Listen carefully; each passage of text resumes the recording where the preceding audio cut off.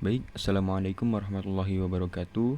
Di kesempatan kali ini saya akan menjelaskan PPT dari yang saya buat, yaitu tema 2 dengan tema keberagaman lingkungan sekitar. Ini kelas 7 kurikulum merdeka. Nah, di materi atau di tema keberagaman lingkungan sekitar ini ada subtema, yaitu yang pertama ada mengenal lingkungan sekitar, yang kedua mengenal leluhur bangsa Indonesia, yang ketiga mengenal kelangkaan dan kebutuhan manusia yang tidak terbatas, dan yang terakhir yaitu upaya pelestarian lingkungan dan pembangunan berkelanjutan. Mari kita bahas yang pertama, yaitu mengenal lingkungan sekitar.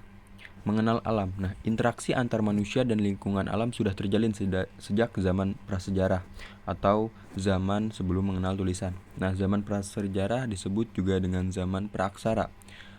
Zaman praaksara atau masa nirleka, yaitu nir artinya tidak ada dan leka artinya tulisan, adalah zaman ketika manusia belum mengenal aksara atau tulisan seperti yang saya sebutkan tadi. Nah, sebelum manusia ada di dunia, sejarah alam semesta sudah berlangsung lebih dulu. Menurut teori geologi, proses perkembangan bumi terjadi dalam 4 tahapan masa, yaitu masa Arkeikum, Paleozoikum, Mesozoikum, dan yang terakhir yaitu Neozoikum. Nah, di sini kita bisa melihat tabel, yaitu di kolom pertama ada zaman, kolom kedua ada kurun waktu, kolom ketiga ada ciri-ciri kehidupan. Nah, di kolom pertama zaman, di baris Arkeikum. Ini Arkeikum itu berlangsung lebih kurang 2500 juta tahun yang lalu. Nah, dari ciri-ciri kehidupan Arkeikum yaitu kulit bumi masih panas, keadaan bumi belum stabil dan masih dalam proses pembentukan, serta belum ada tanda-tanda kehidupan. Selanjutnya Paleozoikum. Ini berlangsung lebih kurang 340 juta tahun yang lalu. Nah, ciri-ciri kehidupan Paleozoikum yaitu buminya sudah terbentuk. Tanda-tanda kehidupan juga sudah mulai muncul, seperti mikroorganisme, ikan, amfibi, dan reptil yang bentuknya itu sangat besar-besar gitu. Nah, yang ketiga Mesozoikum. Ini berlangsung lebih kurang 140 juta tahun yang lalu. Nah, ciri-ciri kehidupan pada zaman ini yaitu jenis ikan dan reptil sudah mulai banyak. Kalau di Paleozoikum hanya beberapa, tapi di masa atau zaman Mesozoikum ini sudah mulai banyak. Nah, dinosaurus juga diperkirakan hidup pada zaman ini. Dan yang terakhir yaitu zaman Neozoikum. Ini berlangsung lebih kurang 60 juta tahun yang lalu hingga sekarang ini. Nah, ciri-ciri kehidupannya itu terbagi atas 2 zaman. Pertama ada zaman tersier. Nah, terbagi atas zaman Paleosen, Miosen, Eosen, Pliocene, Oligosen. Yang kedua ada zaman kuarter, terbagi atas zaman Pleistosen atau Diluvium dan Holosen atau Aluvium. Nah, masa Paleozoikum atau kehidupan mulai terlihat muncul. Ini adalah sebuah tahapan ya. Masa Paleozoikum, kehidupan mulai terlihat muncul. Kemudian kita beranjak ke masa Neozoikum. Nah, manusia purba mulai terlihat tepatnya di zaman Pleistosen. Kita beranjak lagi ke di Indonesia misalnya, ditemukan berbagai fosil manusia praaksara, khususnya di Pulau Jawa. Kemudian, Meganthropus paleojavanicus, Pithecanthropus erectus, dan Homo soleensis merupakan beberapa contoh manusia praaksara di Indonesia. Nah, kemudian seiring dengan perkembangan peradaban manusia, terjadi pencemaran lingkungan di mana pada zaman prasejarah, pencemaran dimulai ketika manusia menciptakan api pertama. Hal ini terbukti dengan adanya jelaga yang ditemukan di langit-langit gua prasejarah. Nah, pencemaran terjadi karena kurangnya ventilasi atau saluran sirkulasi udara di gua-gua tersebut. Pencemaran lingkungan semakin terlihat pada zaman logam, saat manusia mengenal penempaan logam. Ada berbagai jenis pencemaran, antara lain yaitu pencemaran udara, pencemaran air, pencemaran tanah. Nah, pencemaran udara. Pencemaran udara ini terjadi ketika ada substansi fisik, biologi, atau kimia di atmosfer dengan jumlah yang dapat membahayakan kesehatan manusia dan makhluk hidup lainnya. Pencemaran udara dapat disebabkan oleh zat gas, cair, maupun padat. Nah, pencemaran ini oleh zat gas disebabkan senyawa gas seperti karbon monoksida atau CO dan senyawa belerang atau S, senyawa nitrogen atau N, dan klorofluorokarbon atau CFC. Nah, contoh aktivitas manusia yang menyebabkan pencemaran udara diantaranya yaitu memasak, pembakaran sampah, penggunaan kendaraan bermotor, dan kegiatan industri yang menghasilkan limbah asap, kemudian penggunaan alat pendingin atau AC yang secara berlebihan. Selanjutnya, pencemaran air. Sudah kita ketahui, air merupakan kebutuhan penting, kebutuhan pokok bagi kehidupan manusia. Namun seiring berjalannya waktu, kegiatan manusia tersebut jugalah yang menyebabkan pencemaran pada air. Nah, pencemaran pada air ini merupakan masuknya zat pencemar dengan konsentrasi yang cukup besar ke dalam air tanah di bawah permukaan atau badan air. Itu air mana saja, air laut, air danau, ataupun air sungai, yang membuat kualitas air itu menurun.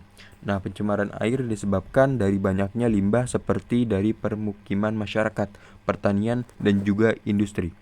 Itu di bawah sudah terlihat ada gambar-gambar, itu pencemaran air karena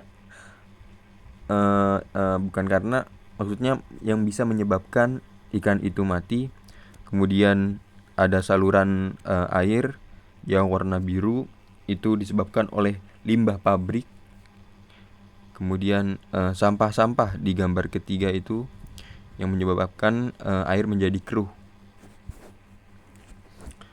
Kemudian di slide selanjutnya, pencemaran tanah. Tanah merupakan bagian penting dari komponen ekosistem. Nah, tanah terintegrasi dengan unsur-unsur fisik permukaan bumi seperti litosfer, atmosfer, hidrosfer, dan biosfer. Namun pengelolaan tanah yang tidak terkontrol dapat menimbulkan pencemaran. Nah, pencemaran tanah ini terjadi ketika ada bahan kimia beracun di dalam tanah dengan konsentrasi yang cukup tinggi. Terdapat beberapa aktivitas manusia yang dapat mencemari tanah, diantaranya itu praktik pertanian yang memanfaatkan bahan kimia, pembuangan limbah industri, penggunaan limbah masyarakat seperti plastik, gelas, kaleng, dan logam. Limbah-limbah masyarakat yang susah terurai atau sangat lama terurainya di tanah. Kemudian yang kedua, mengenal masyarakat. Nah, selain berinteraksi dengan lingkungan alam sekitarnya, manusia juga harus berinteraksi dengan sesamanya, itu untuk menjaga tali silaturahim. Nah, hal ini terjadi karena manusia adalah makhluk sosial. Kehidupan sosial tidak mungkin terjadi tanpa interaksi. Nah, interaksi itu disebut dengan interaksi sosial. Nah, apa sih pengertian interaksi sosial? Nah, di sini pengertian interaksi sosial adalah hubungan timbal balik berupa aksi saling memengaruhi antar individu dan kelompok, atau antar kelompok dan individu, dan antar kelompok. Nah, syarat interaksi sosial menurut ahli Surjono Sukanto terdapat 2 syarat, yaitu kontak sosial dan komunikasi. Nah, kontak sosial adalah hubungan antara satu orang atau lebih melalui komunikasi tentang maksud dan tujuan masing-masing. Nah, komunikasi adalah proses penyampaian pesan dari satu pihak kepada pihak lain. Nah, bentuk interaksi sosial itu bagaimana sih? Nah, menurut John Gillin dalam Sukanto, interaksi sosial berlangsung dalam dua jenis proses sosial, yaitu proses asosiatif dan proses disosiatif. Nah, proses asosiatif di sini yaitu ada kerjasama, akomodasi, akulturasi, dan asimilasi. Nah, proses disosiatif ada pertentangan, kontravensi, dan persaingan. Dari faktor pendukung dan penghambat proses asosiatif. Nah, faktor pendukungnya adalah toleransi, kesempatan yang seimbang dalam ekonomi, menghargai orang asing dari kebudayaannya, persamaan unsur kebudayaan, perkawinan campuran, adanya musuh bersama dari luar. Nah, faktor penghambatnya yaitu suatu golongan yang terisolasi, kurangnya pengetahuan akan kebudayaan baru, perasaan takut terhadap kekuatan kebudayaan baru, terlalu meninggikan kebudayaan sendiri, perbedaan ciri-ciri fisik, perasaan yang kuat bahwa individu terikat kebudayaan kelompok tertentu, dan yang terakhir yaitu gangguan kelompok penguasa terhadap golongan minoritas. Nah, pembentukan karakteristik budaya atau kebiasaan masyarakat daerah. dalam ilmu sosiologi, kebudayaan terdiri atas sistem cita-cita, nilai-nilai, kepercayaan, pengetahuan, dan adat istiadat yang diturunkan dari satu generasi ke generasi berikutnya di dalam suatu masyarakat. Nah, keunikan ini dapat diterima oleh anggota masyarakatnya sendiri. Hal ini merupakan sesuatu yang alami. Nah, akan tetapi ketika seseorang berhadapan dengan kebudayaan yang berbeda dengan kebudayaannya sendiri, orang tersebut mungkin akan mengalami guncangan budaya atau culture shock. Nah, guncangan budaya adalah disorientasi yang dirasakan orang ketika mereka menghadapi budaya yang sangat berbeda dari budaya mereka sendiri. Disorientasi ini cenderung membuat orang mengalami kebingungan dan kecemasan. Nah, selanjutnya itu mengenal leluhur bangsa Indonesia di aktivitas masyarakat Indonesia pada zaman praaksara. Nah, di subtemanya ada zaman di materinya maksud saya ada zaman berburu dan mengumpulkan makanan tingkat sederhana. Dan di sini ada tabel aspek dan kondisi. Nah, keadaan alam kondisinya itu kondisi bumi masih belum stabil atau zaman tersier. Nah, aspek flora kondisinya pohon salam dan rasmala, umbi-umbian, buah-buahan dan sayur-sayuran. Aspek fauna pada zaman itu yaitu lembu, gajah dan harimau. Nah, kehidupan masyarakatnya itu nomaden, mengumpulkan makanan dan belum mengenal sistem religi.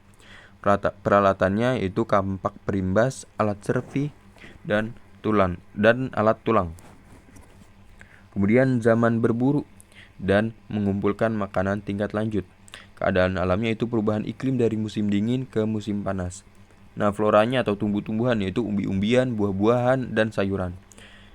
Nah, untuk binatangnya ada biawak, kera, banteng, kerbau, kijang, ikan, kerang, dan siput yang ukurannya lebih besar dari zaman sekarang. Nah, kehidupan masyarakat pada zaman berburu dan mengumpulkan makanan tingkat lanjut ini yaitu berburu, tinggal di gua-gua, nomaden, sudah mengenal sistem religi dan bercocok tanam secara sederhana. Nah, peralatan pada zaman itu yaitu serpih bilah, kapak genggam, dan alat tulang. Kemudian ke zaman bercocok tanam. Di keadaan alamnya itu bumi sudah stabil. Nah, tumbuh-tumbuhannya juga hampir sama dengan saat ini, tidak jauh berbeda. Juga binatangnya juga sama. Nah, kehidupan masyarakatnya itu sudah mulai menetap, bercocok tanam, juga menerapkan sistem barter dan sudah mengenal sistem kepercayaan atau agama. Nah, peralatannya itu terbuat dari batu yang sudah diasah, misalnya beliung persegi, kapak lonjong, gerabah, dan alat pemukul dari kulit kayu. Kemudian di slide selanjutnya ada zaman perundagian. Keadaan alamnya itu bumi sudah stabil pastinya. Fauna dan floranya juga tidak jauh berbeda, hampir sama dengan zaman saat ini. Kehidupan masyarakatnya hidup secara menetap, bercocok tanam, terampil membuat alat logam, perdagangan antar pulau dengan perahu bercadik, dan sudah terdapat kelompok di masyarakat. Artinya di sini kehidupan masyarakatnya sudah mengenal interaksi dan komunikasi. Nah, peralatannya itu sebagian besar alat-alat dari tulang dan batu digantikan dengan alat-alat dari logam. Misalnya kapak perunggu, bejana perunggu, dan alat-alat dari besi. Nah, yang kedua, asal-usul leluhur bangsa Indonesia. Dari mana saja sih asal-usul leluhur bangsa Indonesia itu? Nah, di sini ada teori out of Africa. Nenek moyang bangsa Indonesia berasal dari Afrika, di mana pada tahun 60.000 sebelum Masehi, bumi mengalami penurunan suhu sehingga menyebabkan terbentuknya es di daerah Eropa Utara dan Amerika Utara. Hal tersebut yang memudahkan manusia berpindah. Diperkirakan penyebaran di Nusantara ini terjadi sekitar tahun 4000 sebelum Masehi. Kemudian yang kedua ada teori out of Yunan. Teori out of Yunan menyatakan bahwa nenek moyang bangsa Indonesia berasal dari Yunan, Tiongkok bagian selatan. Berdasarkan teori ini, orang Yunan melakukan migrasi ke wilayah Nusantara dalam 3 gelombang utama, yaitu perpindahan orang Negrito, Proto-Melayu, dan Deutero-Melayu. Kemudian ada teori Nusantara. Teori Nusantara menyatakan bahwa nenek moyang bangsa Indonesia berasal dari wilayah Nusantara sendiri. Nah, berdasarkan teori ini ditemukan bahwa bahasa Austronesia yang berkembang di Nusantara tidak memiliki kemiripan dengan bahasa-bahasa yang berkembang di Asia Tengah. Kemudian teori out of Taiwan. Menurut teori ini, leluhur bangsa Indonesia berasal dari Taiwan. Nah, leluhur Austronesia bermigrasi untuk pertama kalinya dari Taiwan ke Filipina bagian utara sekitar tahun 4500 hingga 3500 sebelum Masehi. Setelah itu bermigrasi ke beberapa wilayah di Nusantara. Nah, yang ketiga diaspora bangsa Indonesia. Nah, orang Bugis dan Dayak di Madagaskar. Nah, Pulau Madagaskar terletak di lepas pantai tenggara Afrika dan kaya akan sumber daya alam. Menariknya, kita dapat menemukan suku Dayak dan suku Bugis di pulau ini. Nah, kehadiran suku Dayak di pulau tersebut dapat dilihat dari kemiripan bahasa suku-suku Merina, Sihanoka, dan Betsileo di dataran tinggi Madagaskar dengan bahasa Barito yang banyak digunakan di Kalimantan bagian selatan. Selain Dayak, suku Bugis juga diketahui pernah mengunjungi Madagaskar. Salah seorang tokohnya adalah Syekh Yusuf dari Goa, Makassar. Di sana beliau menyiarkan agama Islam dan membentuk komunitas Islam. Kemudian orang Bugis di Malaysia. Sejak abad ke-18, orang Bugis telah dikenal memiliki tradisi merantau. Mereka pergi merantau dengan menggunakan perahu. Juga orang Bugis diperkirakan mengunjungi semenanjung Malaysia sekitar pertengahan tahun 1600-an. Kemudian pada tahun 1681, mereka telah mendirikan banyak permukiman di sepanjang Muara Klang dan Selangor. Gelombang imigrasi Bugis berlanjut hingga abad ke-18. Nah, sepanjang abad ke-18 ini, keluarga kerajaan Bugis menjadi semakin berpengaruh di Kesultanan Johor, Malaysia. Kemudian orang Makassar di Australia. Bukti kehadiran orang Makassar di Australia salah satunya terlihat pada kata-kata Makassar yang menjadi bagian dari beberapa dialek aborigin. Selain itu, pohon asam yang tumbuh di beberapa wilayah di Australia menandai bahwa para nelayan Makassar pernah tinggal di sana. Hubungan sosial kultural antara orang Makassar dan orang aborigin juga terlihat dari kedatangan para pendatang aborigin yang ikut berlayar bersama orang Makassar, tentunya yang pulang ke Makassar. Mereka menetap dan membangun keluarga di Makassar. Kemudian ke bagian subtema materi C, mengenal kelangkaan dan kebutuhan manusia yang tidak terbatas. Nah, kebutuhan manusia tidak terbatas seiring dengan meningkatnya kemampuan orang lain untuk memenuhi kebutuhan. Kebutuhan yang tidak terbatas ini tidak dapat dipenuhi begitu saja karena alat pemenuhan kebutuhan manusia itu terbatas. Kondisi ini menimbulkan masalah ekonomi dalam bentuk kelangkaan. Nah, kelangkaan atau scarcity adalah kondisi ketika manusia memiliki sumber daya ekonomi yang terbatas untuk memenuhi kebutuhan yang tidak terbatas. Nah, kelangkaan memiliki beberapa jenis, diantaranya yaitu kelangkaan sumber daya alam, sumber daya manusia, sumber daya modal, dan sumber daya kewirausahaan. Nah, faktor penyebab kelangkaan ada bencana alam. Yang kedua, perbedaan letak geografis. Yang ketiga, perang. Yang keempat, cepatnya pertumbuhan penduduk. Yang kelima, keterbatasan kemampuan produksi. Dan yang keenam, teknologi kurang berkembang. Nah, di sini ada dampak ekonomi akibat kelangkaan sumber daya alam. Kemudian ada langkah-langkah untuk mencegah kelangkaan sumber daya alam. Dan masalah pokok ekonomi. Nah, untuk siapa barang dan jasa itu diproduksi? For whom? Nah, barang apa yang akan diproduksi? What? Pertanyaan apa menurut kita untuk memutuskan apa dan jumlah barang yang akan diproduksi dengan sumber daya yang langka? Nah, bagaimana cara memproduksi barang tersebut? How? Ciri utama masalah ekonomi adalah tidak mungkin untuk memenuhi semua keinginan dan kebutuhan semua orang dalam periode waktu yang sama, karena ada zamannya dan ada waktunya. Kemudian D. Upaya pelestarian lingkungan dan pembangunan berkelanjutan. Pelestarian lingkungan. Nah, dalam kehidupannya manusia tidak dapat memisahkan diri dari lingkungan alam sekitarnya. Nah, lingkungan di sekitar manusia memengaruhi perkembangan kehidupan manusia. Nah, itulah yang disebabkan yang menyebabkan atau sebabnya kita perlu menjaga kelestarian lingkungan alam. Pelestarian lingkungan yang dimaksud adalah upaya untuk memelihara, menjaga, mencintai, dan memanfaatkan lingkungan untuk generasi selanjutnya. Generasi cucu dan cicit kita. Nah, di pelestarian lingkungan ada poin melestarikan sumber daya udara. Nah, di sini yaitu dengan menggunakan transportasi umum, melakukan penyaringan pembuangan gas, dan menggalakkan penanaman pohon-pohon. Kemudian melakukan uji emisi pembuangan gas, dan yang terakhir tidak melakukan pembakaran sampah sembarangan.